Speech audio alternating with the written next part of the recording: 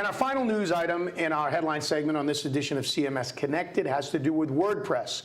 WordPress 4, the blogging engine, now considered to be more of a CMS. And this is a perfect segue into the subject of our show of whether the suite approach or best of breed is the best way, or what's dying or what's not. So let's talk about WordPress 4.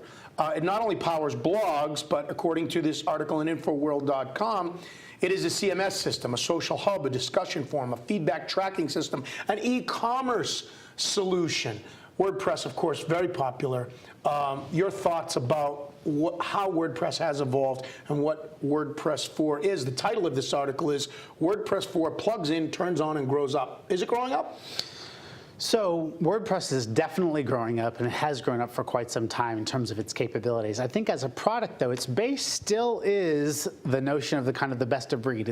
It really just is the CMS, or even CMS Lite, one might say.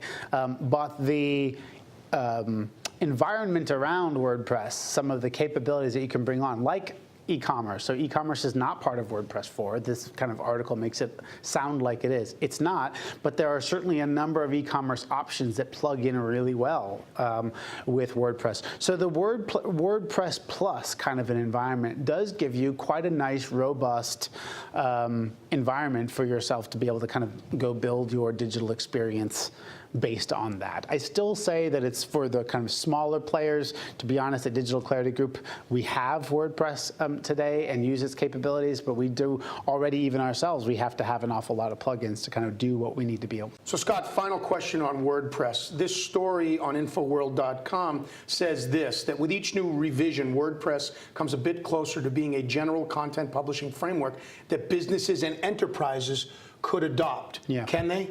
Yeah, I think they definitely can. And I think what you're going to start to see is, in the same way that in the Drupal world we have Acquia and others, Pantheon, who offer kind of enterprise-grade support, and not just support, but even products above and beyond the Drupal core product.